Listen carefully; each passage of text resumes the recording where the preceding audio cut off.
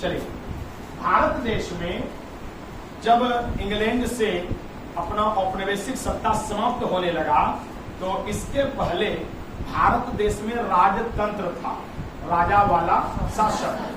और हम सब राजा वाला शासन के बाद सीधे क्या अपनाए, लोकतंत्र। तो चूंकि तुरंत आप राजा वाला शासन कैसे खत्म कर दीजिएगा, तो भारत सरकार तो एक संगठन बन चुका था, लेकिन भारत में छोटे छोटे बहुत सारे राजा थे। उस राजा को कहा गया देशी रियासतें। क्या कहा गया? देशी रियासतें। तो देशी रियासत पूरे हिंदुस्तान में था। मतलब हिंदुस्तान का मतलब हुआ कि अभी जो हिंदुस्तान देख रहे हैं, पाकिस्तान देख रहे हैं, बांग्लादेश आप देख रहे हैं, बलूचिस्तान देख रहे हैं, गिलगित देख रहे हैं, बांग्लादेश देख रहे हैं, इतना बड़ा मिला करके हिंदुस्तान था। और इसमें 565 लगभग देशी रियासत मतलब राजा थे। तो लॉर्ड माउंटबेटन योजना क्या कह दिया कि जो देशी रियासत हिंदुस्तान में मिलना चाहते हो हिंदुस्तान में रहिए, जो देशी रियासत पाकिस्तान में मिलना चाहते हो पाकिस्तान में मिलिए।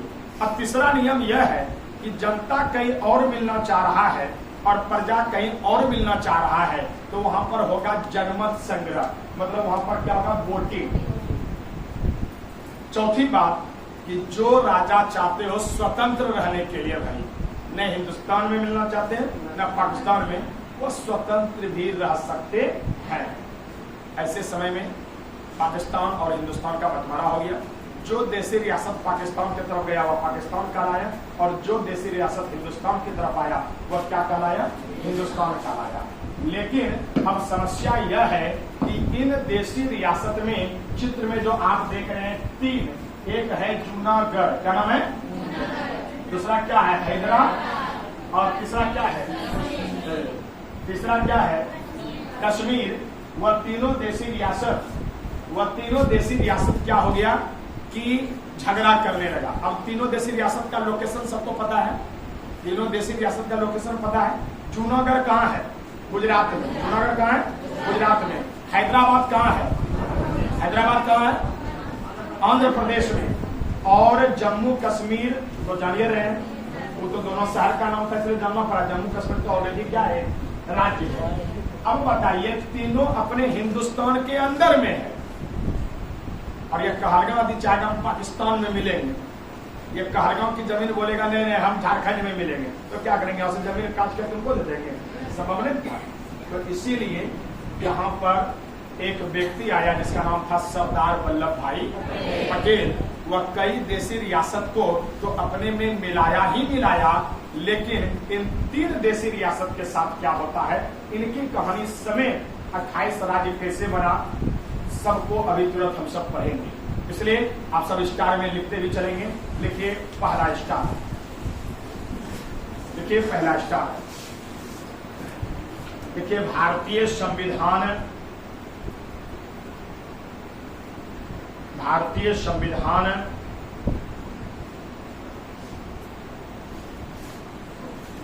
की अनुसूची एक में संघ और राज्य क्षेत्र का वर्णन है।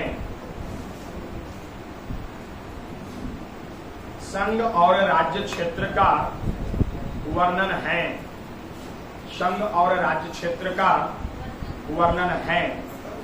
और इसमें मुख्यतः 3 अनुच्छेद के बारे में बिहार एसएससी में भी पूछ लिया था 2014 वाले में, तो वह 1, 2 और 3 अनुच्छेद में क्या है वो हम सब जानेंगे।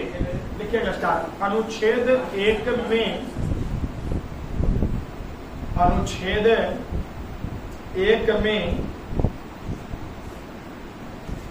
भारत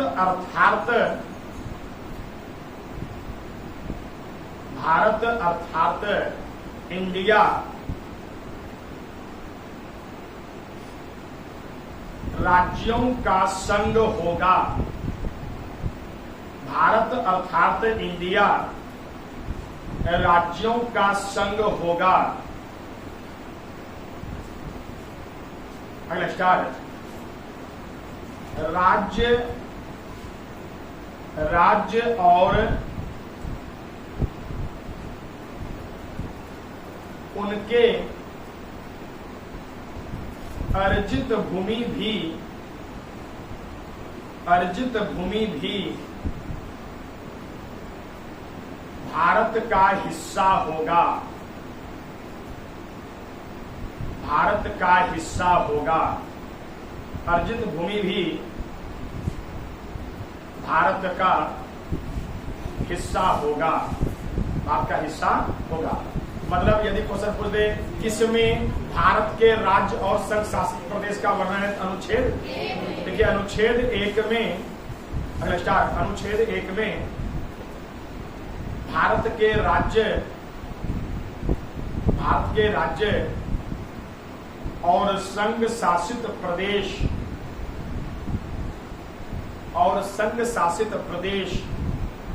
का उल्लेख है।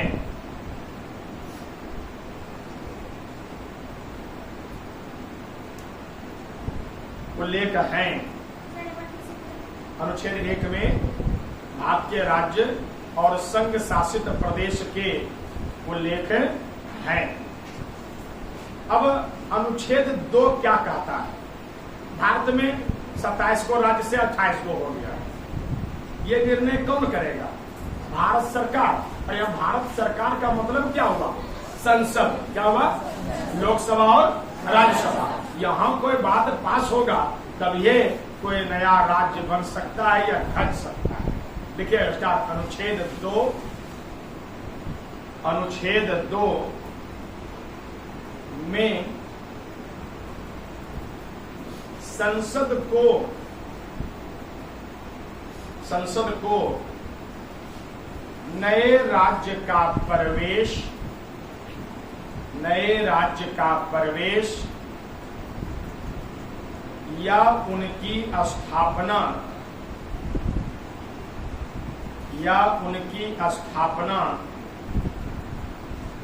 करने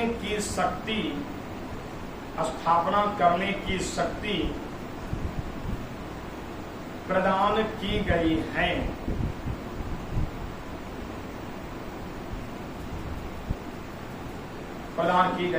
है। तो नया एरिया राज्य में आएगा। जैसे हम बांग्लादेश का कोई बात से करके हम एक एरिया को अपने अंदर कर लेंगे, यह पार्लियामेंट के घोषणा पर आएगा। लेकिन अनुच्छेद 3 यह कहता है कि जो राज्य ऑलरेडी है अपने देश में, उन राज्य के सीमा में चेंजिंग, उनका बंगाल नाम रख करके बंगाल या पश्चिम बंगाल का नाम बदल के केवल बंगाल, यदि जो प्रेजेंट में राज्य है, यदि उनके सीमा में या उनके नामों में परिवर्तन करेंगे तो यह भी पार्लियामेंट को पावर है अनुच्छेद 3 के द्वारा। देखिए अनुच्छेद 3 के द्वारा सामान्य बहुमत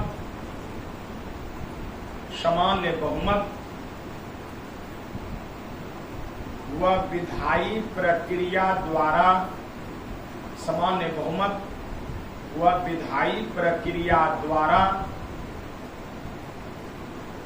प्रक्रिया द्वारा नए राज्यों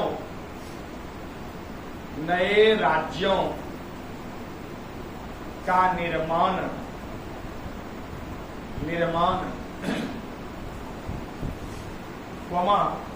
वर्तमान राज्यों के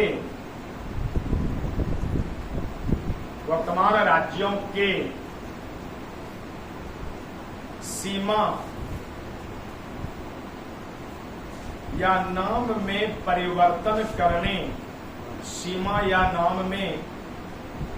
परिवर्तन करने का उल्लेख है। परिवर्तन करने का उल्लेख है। लेकिन इन उल्लेख में जब ये संविधान बना तो इसमें यह कह दिया गया, जो अभी आपको हम कहानी बताएं माउंटबेटन योजना का, कि जो हिंदुस्तान में रहे वह हिंदुस्तानी, वह पाकिस्तान में वह पाकिस्तान चले जाएं। इनमें हिंदुस्तान की सरजमी का हैदराबाद, जूनागढ़ और कश्मीर में समस्या यह था कि हैदराबाद और जूनागढ़ में राजा जो थे वह मुस्लिम थे और यहाँ पब्लिक ज्यादातर क्या था, हिंदू था। इसलिए राजा पाकिस्तान में मिलना चाह रहा था जबकि पब्लिक हिंदुस्तान में मिलना चाह रहा था। जूनागढ़ गुजरात में है और यहाँ 99% हिंदू था।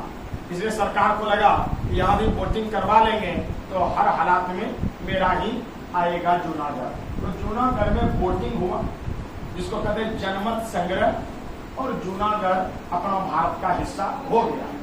लेकिन हैदराबाद में थोड़ा मुस्लिम आबादी ज्यादा था, हिंदू भी था, वहां लगा कि कुछ लफड़ा होगा तो वहां पर सरकार ने पुलिस कार्यवाही के द्वारा हैदराबाद को मिलाया, सेना के द्वारा शक्ति बल का प्रयोग करके। लेकिन कश्मीर में राजा जो था वह हरि सिंह था और वहां हिंदू मुस्लिम में मुस्लिम ज्यादा था और हिंदू कम था, इसलिए इनको विलय पत्र के द्वारा मिलाया गया। तो कैसे मिलाया गया उन्हीं का कहानी जानेंगे। देखिए अगला स्टार्ट। देखिए भारत देश में आजादी के समय, भारत देश में आजादी के समय मात्र 14 राज्य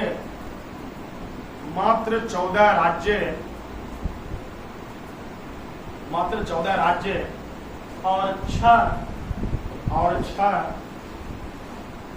केंद्र शासित प्रदेश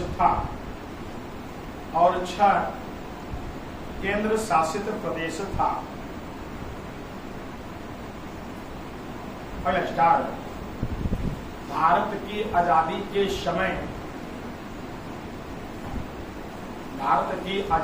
समय देशी रियासत का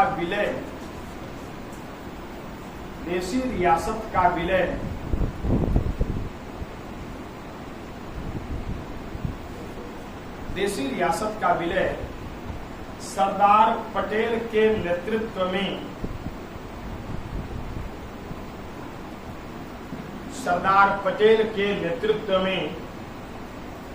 किया गया।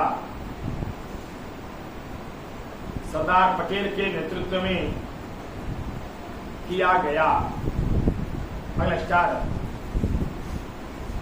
जूनागढ़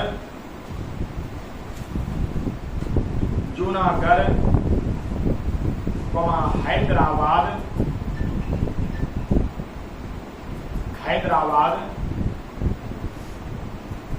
और जम्मू कश्मीर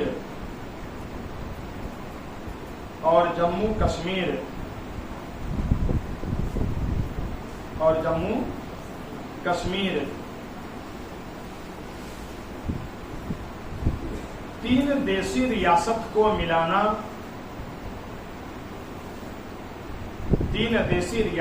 मिलाना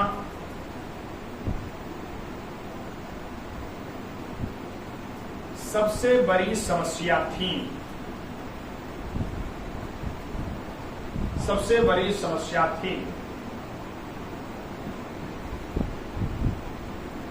एक चित्र के माध्यम से समझिए कि यदि यह हिंदुस्तान है तो जो व्हाइट एरिया बसता है वहां पर ब्रिटिश हुकूमत सीधे तौर पर राज कर रहा था, लेकिन ये जितना ग्रीन एरिया दिख रहा है वह सब कोई न कोई राजा वहां राज कर रहा था। यही कारण है कि 565 देशी रियासत उस समय हुआ करता था। तो इसमें हिंदुस्तान कहाँ बसता है? जब तक सबको नहीं मिलाएंगे तो हिंदुस्तान बचेगा? सब अलग अलग ही राजा और अलग अलग हिंदुस्तान हो जाता। देखिए अगला स्टार। स्वतंत्रता प्राप्ति के समय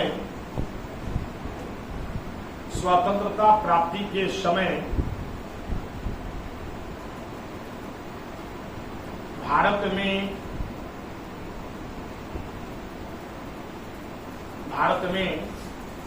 565 देशी रियासत थी। ब्रिटिश प्रांत को मिलाकर, उसी में ब्रिटिश प्रांत को मिलाकर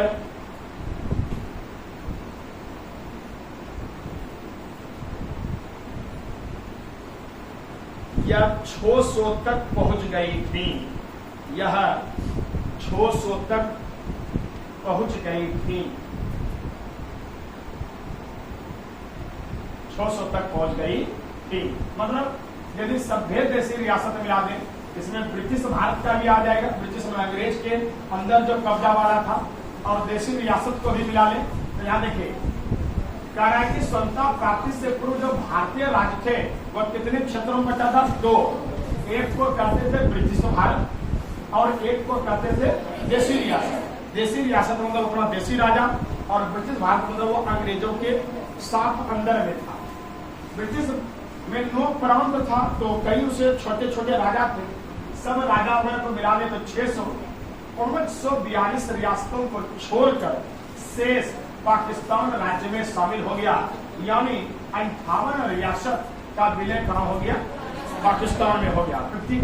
58 रियासत का विलय पाकिस्तान में हो गया। और जिसमें हम आपको यह बता रहे हैं कि 542 रियासतों में 3 रियासत, इनका नाम है जूनागढ़, हैदराबाद और जम्मू कश्मीर को भारत में विलय करने में काफी कठिनाइयों का सामना करना पड़ा।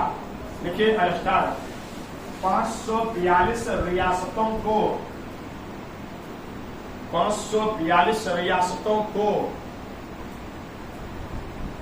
छोड़कर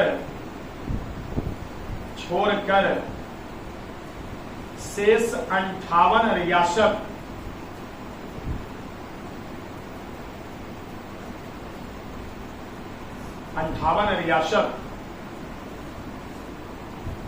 पाकिस्तान में विलय हो गया। पाकिस्तान में विलय हो गया।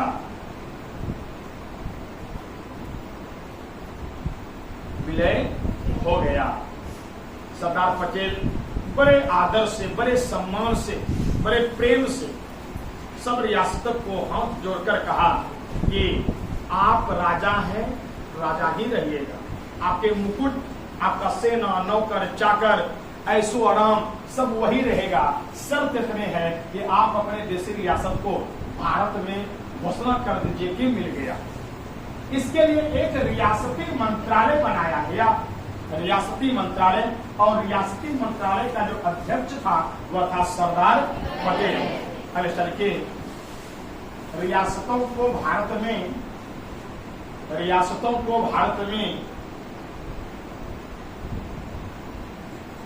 सम्मिलित करने के लिए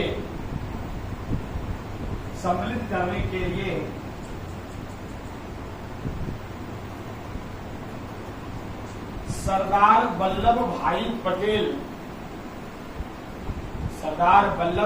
पटेल के नेतृत्व में रियासती मंत्रालय बनाया गया। रियासती मंत्रालय बनाया गया। रियासती मंत्रालय बनाया गया। शुरू कर लेते हैं जूनागढ़। बड़ा आसान भाषा में समझिए। ये जो जूनागढ़ था वो यार 15 अगस्त 1947 तक देश आजाद हो गया और जूनागढ़ चुपचाप है, घोषणा नहीं कर रहा भारत के हिस्से में। पता चला पाकिस्तान में गया ना भारत में गया, चुपचाप बैठा बड़ा टेंशन। वहां दिक्कत यह था कि जनसंख्या ज्यादा क्या था, हिंदू, हमें जो बताएं, और राजा वहां का क्या था, मुस्लिम। तो 15 सितंबर 1947 को वहां के नवाब मोहम्मद महाबत खान जी ने पाकिस्तान में शामिल होने का फैसला कर दिया। राजा जो वहां का मुस्लिम और राजा का क्या नाम है, मोहम्मद महाबत खान जी, जो कहता है हम कहाँ जाएंगे, पाकिस्तान। भौगोलिक आधार पर भी पाकिस्तान में मिलना संभव नहीं था, तो भारत वहां पर जो है कहा कि नहीं, पब्लिक कहीं और आप कहीं और, ऐसा करें वहां वोटिंग करवा देते हैं। तो वोटिंग करवा दिया, इसलिए जब परीक्षा में आएगा तो जूनागढ़ रियासत को वोटिंग मतलब जनमत संग्रह चुनाव के द्वारा जो है 99% वोट हिंदुस्तान की तरफ गिरा। 1% केवल पाकिस्तान की तरफ, और इस तरह जूनागढ़ भारत में मिल गया। देखिए अगला स्टार, जूनागढ़ का राजा, जूनागढ़ का राजा नवाब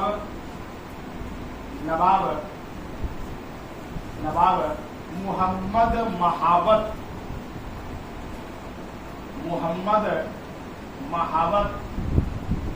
खान जी ने पाकिस्तान में शामिल होने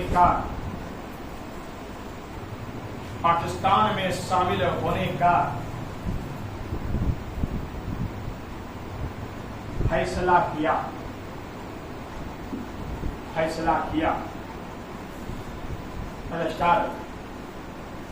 जूनागढ़ रियासत को जनमत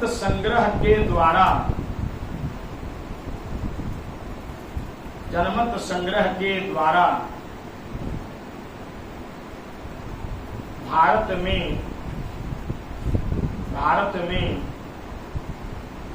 मिला लिया गया।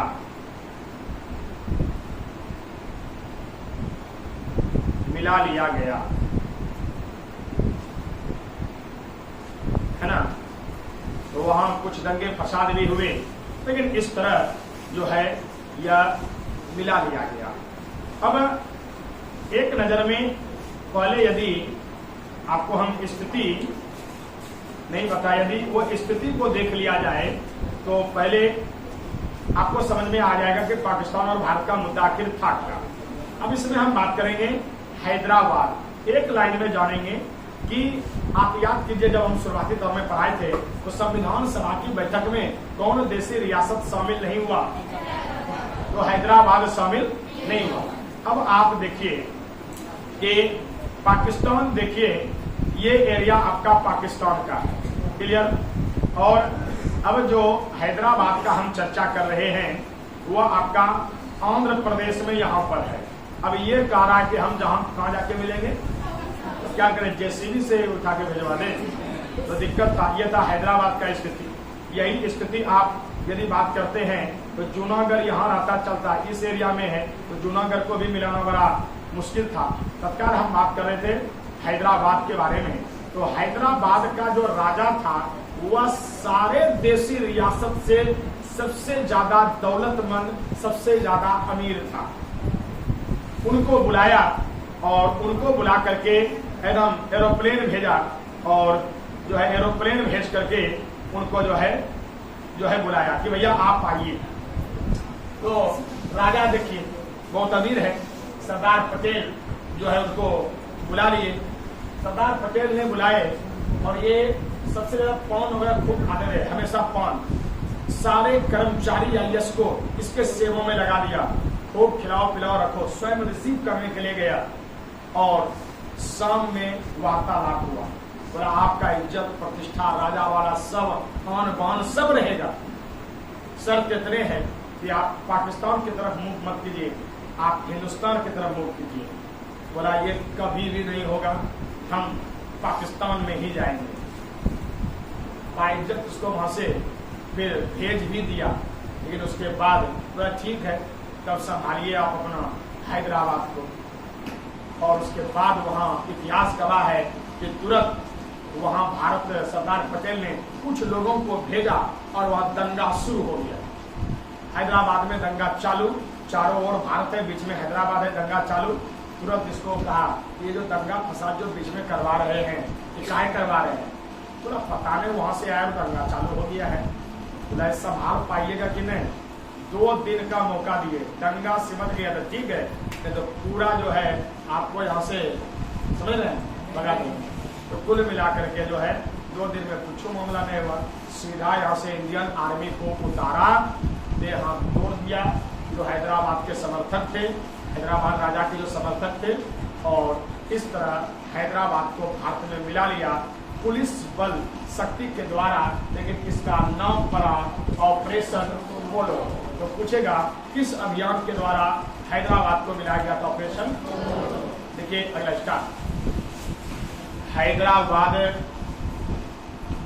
हैदराबाद देशी रियासत को, हैदराबाद देशी रियासत को पुलिस कार्यवाही के द्वारा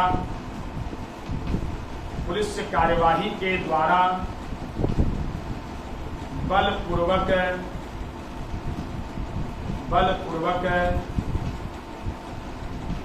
मिलाया गया, बलपूर्वक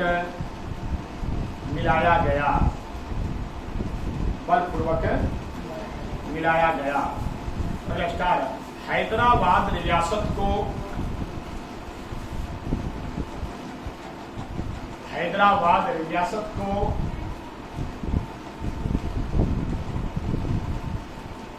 13 सितंबर 1948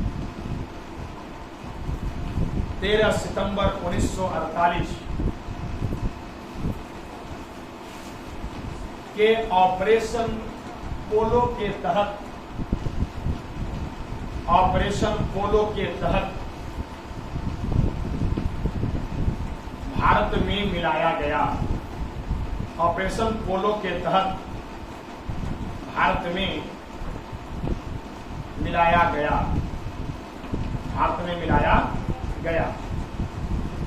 अब बचा तीसरा, जम्मू कश्मीर।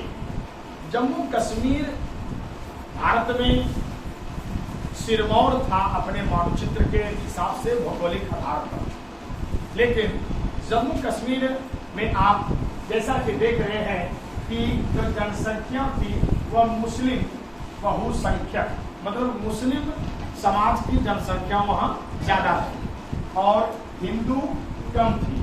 सीधी सी बात था, उस समय गुस्सा इसी बात का था कि जब मुसलमानों और हिंदू के नाम पर देश बंटवे किया, देश को बांटने का राग किया था कि यहाँ पर मुसलमान सुरक्षित नहीं है, यहाँ का मुसलमान जितना सुरक्षित है वो पाकिस्तान में भी सुरक्षित नहीं है, सदियों से रह रहा था। लेकिन ये उपद्रव मचाने के लिए लाइन बोल दिया गया। तो अपना हिंदुस्तान में आप देखिए, हिंदू हो या मुसलमान हो, सबको समान अधिकार है। तो ये जो है मुस्लिम बहुसंख्यक थे, लेकिन वो जो राजा था वह था हरि सिंह, मतलब हिंदू था। राजा कौन थे? हिंदू थे। तो अब बड़ा दिक्कत था, क्योंकि बहुत पब्लिक मिलना चाहता था कहाँ? पाकिस्तान में, और राजा मिलना चाहता था कहाँ? हिंदुस्तान में। ऐसे समय में जो जूनागढ़ में क्या हुआ, जनमत संग्रह, वही चीज यहाँ भी होना था नियम पूर्वक। क्यों आज पाकिस्तान कहता है कि जम्मू कश्मीर गलती से पावर दिखा करके ले लिया है भारत? ये बात क्यों कहता है? ये बात इसीलिए कहता है कि ये जो जम्मू कश्मीर है वहां पर जनमत संग्रह नियम पूर्वक होना था, और यदि जनमत संग्रह होता तो मुसलमान क्या था वहां? बहुसंख्यक। इस हिसाब से भारत को डर लगा कि यदि वोटिंग ज्यादा मुस्लिम के पक्ष में गिर गया तो जम्मू कश्मीर किधर चला जाएगा? पाकिस्तान में। इसीलिए कहा कि सुनो भाई, तुम ऐसा करो कि तुम आजाद रहो, तुमने पाकिस्तान में मिलो और न तो तुम कहाँ मिलो? हिंदुस्तान में मिलो। तो कौन देशी रियासत स्वतंत्रता की घोषणा किया? ना हिंदुस्तान में मिला ना पाकिस्तान में, वह है जम्मू कश्मीर। देखिए लगता है जम्मू कश्मीर, जम्मू कश्मीर देशी रियासत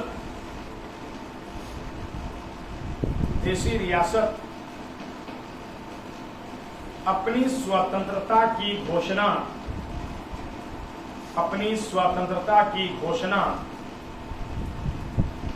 कर दी।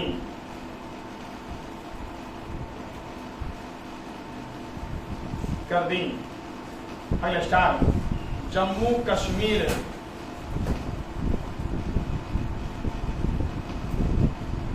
देशी रियासत का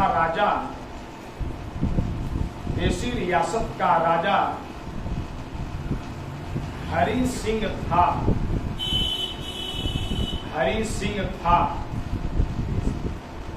जैसे यह राजा हरि सिंह ने कहा कि नहीं, हम आजादे रहेंगे, हमको नहीं मिलना है उधर न हिंदुस्तान न पाकिस्तान में, तो बोला अच्छा तुम आजाद रहोगे न, सब समझ रहे हैं। बाद में तुम चुपके चुपके हिंदुस्तान में मिल जाओगे।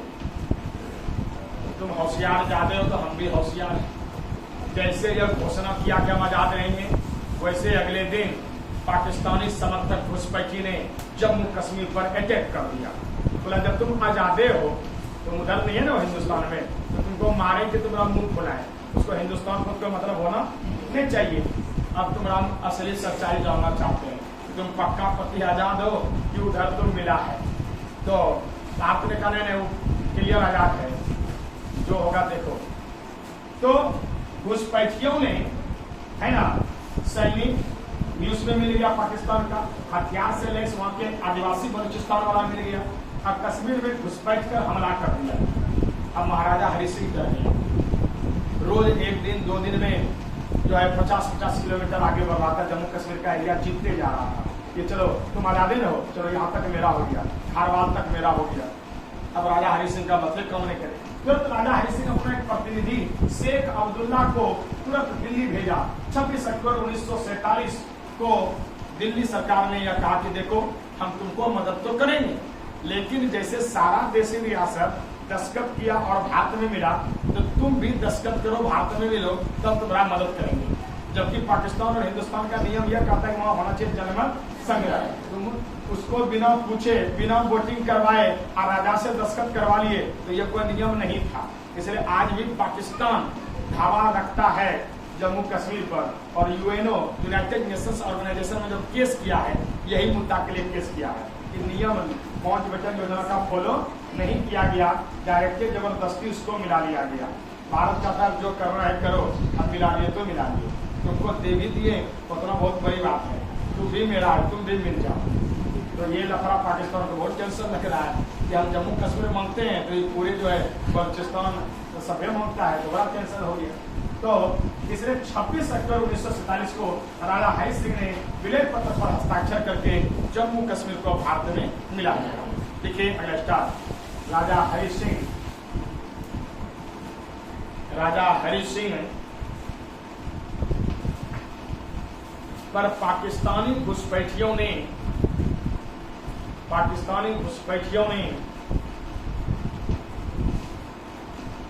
आक्रमण कर दिया। पाकिस्तानी घुसपैठियों ने आक्रमण कर दिया।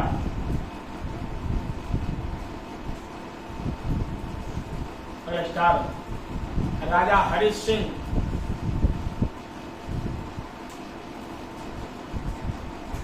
इससे बचने के लिए, राजा हरि सिंह इससे बचने के लिए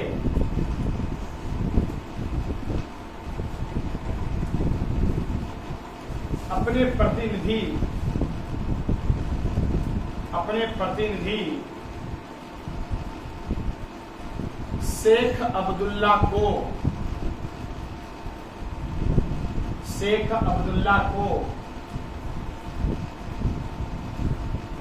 भारत से सहायता के लिए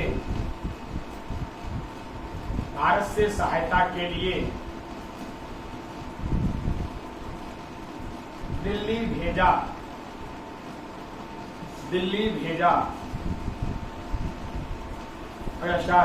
26 अक्टूबर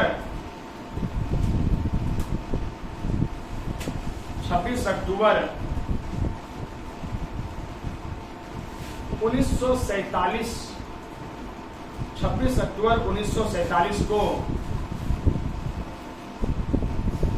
जम्मू कश्मीर को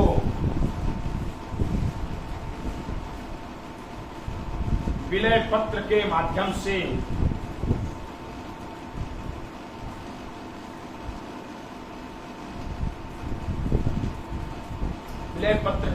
से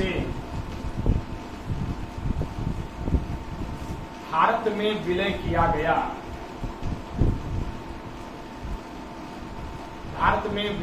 गया। समझिए, मुसलमान झगड़ा ना करें, क्योंकि बहुत सारा मुसलमान तो पाकिस्तान में मिलना चाह रहा था, अब वो विद्रोह कर देगा, घरेलू युद्ध शुरू हो जाएगा। वो झगड़ा ना करें, इसीलिए वहां के मुस्लिम समाज के मुंह को बंद करने के लिए कहा कि देखो जम्मू कश्मीर भले भारत में है, लेकिन तुम्हारा फ्रीडम जैसे पाकिस्तान को वैसे तुमको है।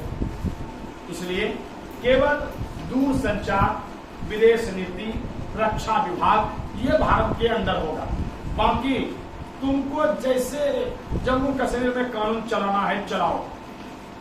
तो जम्मू कश्मीर के उस समय लोकप्रिय नेता थे मुस्लिम का सबसे बड़ा लीडर शेख अब्दुल्ला ने राजा हरि सिंह से कहा कि हमको प्रधानमंत्री बनाओ। बोला ठीक है, लो तुमको प्रधानमंत्री बना दिए। बोला देखिए भारत का संविधान जम्मू कश्मीर में नहीं चलेगा। बोला ठीक है नहीं चलेगा, तुम केवल यहाँ मिलो, तुम मुसलमान को संभालो, तुम मुसलमान का लीडर हो, तुम क्या चाहते हो? तो यही हम चाहते हैं कि यहाँ का मुस्लिम पर भारत का कानून लागू नहीं होगा। बोला ठीक है नहीं लागू होगा। भारत का झंडा यहाँ नहीं फहरेगा। बोले नहीं फहरेगा, झंडा फहरेगा लेकिन मतलब कि आपका भी। बोला कि मेरा अलग झंडा होगा। बोले ये चलेगा लेकिन भारत का भी झंडा रहेगा। तो पाकिस्तान का भी अपना झंडा रहा और हिंदुस्तान का भी झंडा रहा। बोला यहाँ जम्मू कश्मीर में हम कोई दखल अंदाजी नहीं चाहते हैं, इसलिए हिंदुस्तान का कोई आदमी इधर आके जमीन जगह नहीं खरीद सकता है।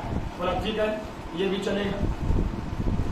अब इतना तो ठीक है, लेकिन अब अनुच्छेद 370 इसके लिए सब राज्य अलग है और ये राज्य अलग टाइप का है। तो इसके लिए वो आर्टिकल बना दिया अनुच्छेद 370। उसके बाद जम्मू कश्मीर को एक विशेष राज्य का दर्जा दे दिया गया। तो ये जम्मू कश्मीर एक विशेष राज्य बन गया। भारत का झंडा जम्मू कश्मीर में जला देता तो किसी पर कोई केस नहीं। भारत माता मुर्दाबाद भी बोल देगा जम्मू कश्मीर में तो कोई केस नहीं, सब कुछ चला। वहाँ का मुख्यमंत्री ने वहाँ प्रधानमंत्री होने लगा, ये भी ठीक है। वो अपना एक संविधान लागू कर दिया, वो भी ठीक है। लेकिन एगो फिर नियम ला दिया 35A। अब ये 35A क्या है कि हिंदुस्तान का कोई आदमी जम्मू कश्मीर में आके शादी ब्याह नहीं करेगा, लेकिन पाकिस्तान का कोई भी आदमी आके ब्याह कर सकता है। ठीक है, इधर का किसी भी नागरिक को वहां पर नागरिकता नहीं देंगे, लेकिन पाकिस्तान का कोई आगे उसको हम नागरिकता दे सकते हैं। ये सबसे खतरनाक था, जिसको हम कह सकते हैं कि हिंदुस्तान में एक मिनी पाकिस्तान बस गया। तो आप सब जानते ही हैं कि 370 और 35A दोनों को अभी खत्म कर दिया गया है। देखिए अगला स्टार जम्मू कश्मीर का प्रधानमंत्री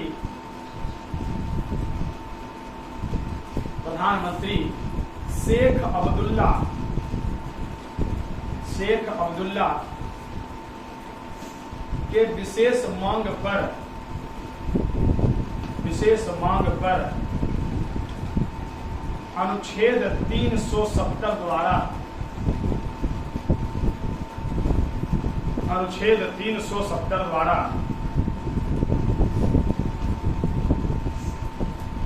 जम्मू कश्मीर को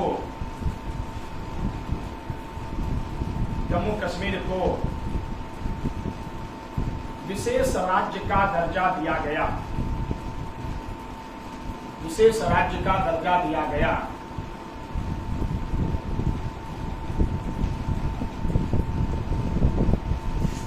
अगला स्टार अनुच्छेद 370 और 35A को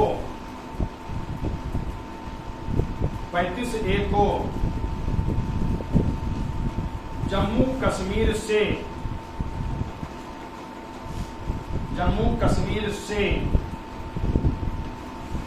5 अगस्त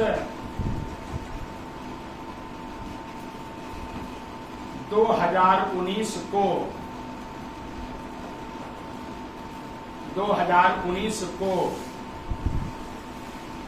हटा दिया गया।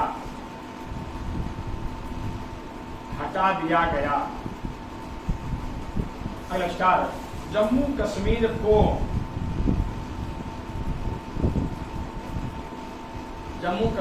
को 2 केंद्र शासित प्रदेश 2 केंद्र शासित प्रदेश कश्मीर और लद्दाख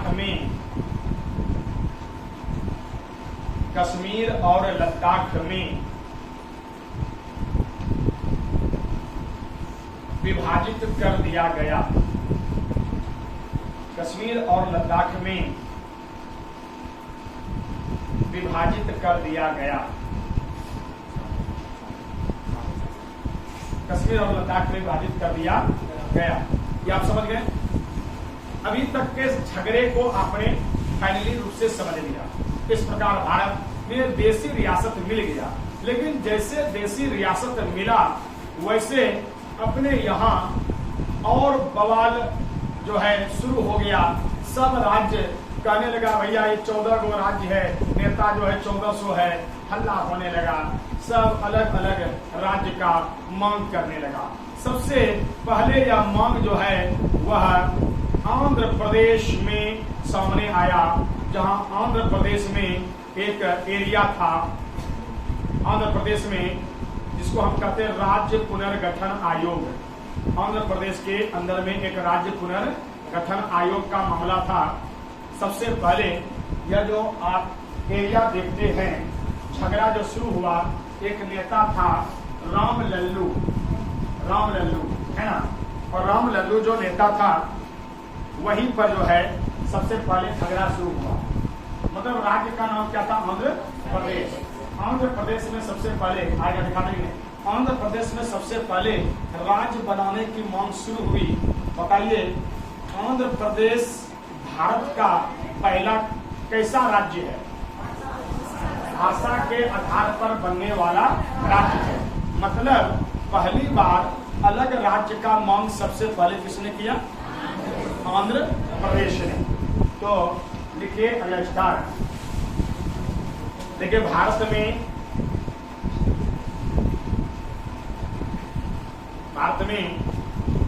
सबसे पहले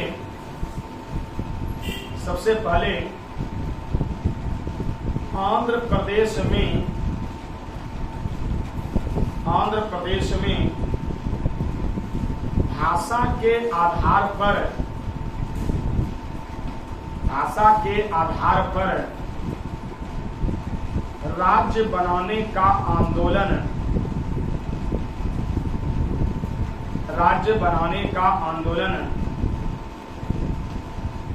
शुरू कर दिया। राज्य बनाने का आंदोलन शुरू कर दिया है ना। ये जो आप देख रहे हैं हैदराबाद, ये सबसे पहले झगड़ा शुरू कर दिया और एक नेता बना यहाँ जिसका नाम था राम लल्लू जो है वहाँ जो है एक नेता जो है वो आ गया था। तो जिसको आंध्र प्रदेश में राम लल्लू आंदोलन के नाम से भी जानते हैं। राम लल्लू आंदोलन के नाम से भी जानते हैं। तो भाषा के आधार पर पहला राज्य कौन बना? आंध्र प्रदेश। देखिए स्टार। राम लल्लू के नेतृत्व में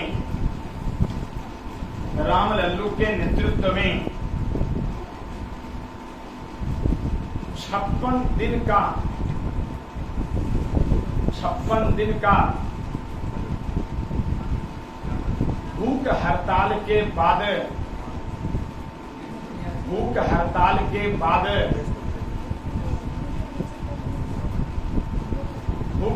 के बाद उनकी मृत्यु हो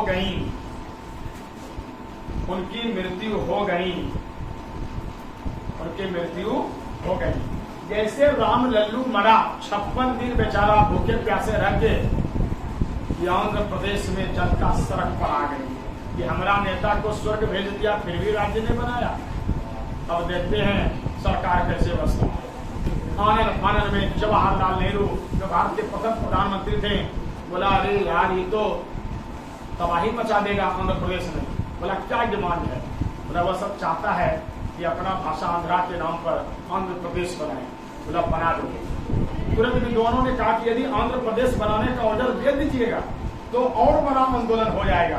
बोला काहे आंदोलन होगा? ऐसा कीजिए आप सब एक कमेटी का गठन कीजिए और इसके लिए राज्य पुनर्गठन आयोग बना 1953 में। 52 में राम लल्लू मरता है और उसके बाद आंध्र प्रदेश राज्य बनता है। 53 में आयोग बना, एस के धर रिपोर्ट कमेटी आया और एक कानून बन गया राज्य पुनर्गठन अधिनियम। ये अधिनियम लगेगा तो 1956 और आयोग लगेगा तो 53। देखिए भाषा के आधार पर बनने वाला पहला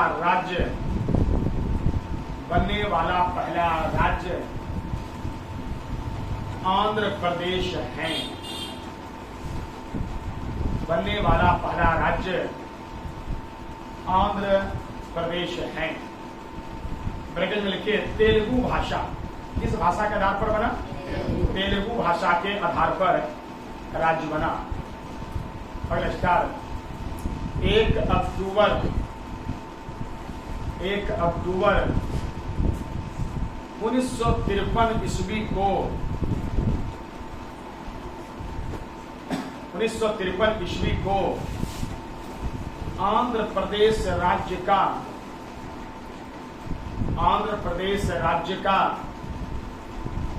गठन हुआ।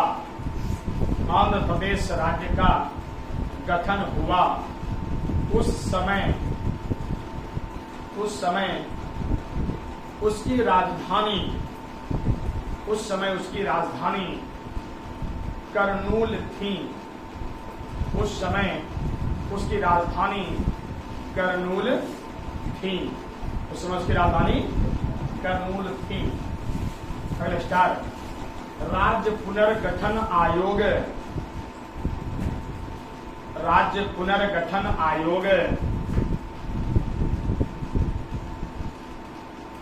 1953 ईस्वी में बना। 1953 ईस्वी में बना, जिसके अध्यक्ष फजल अली थे।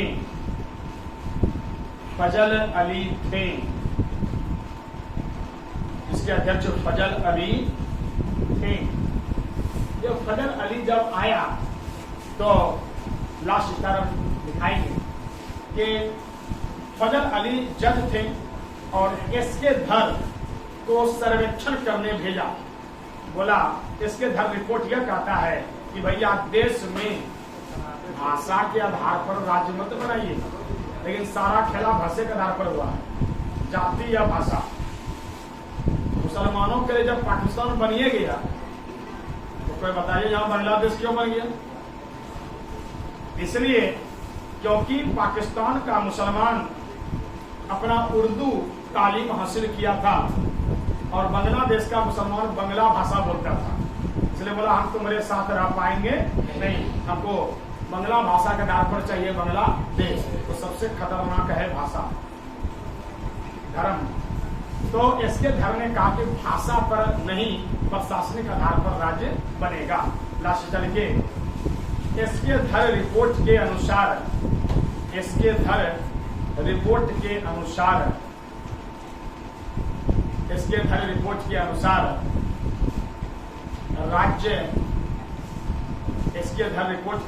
राज्य भाषा के आधार पर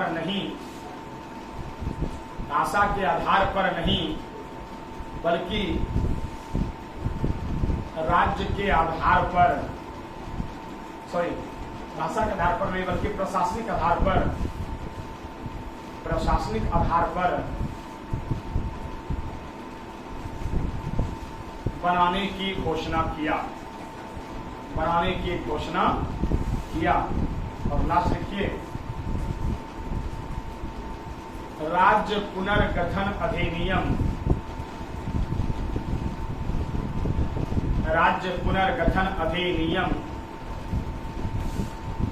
1956 ईस्वी में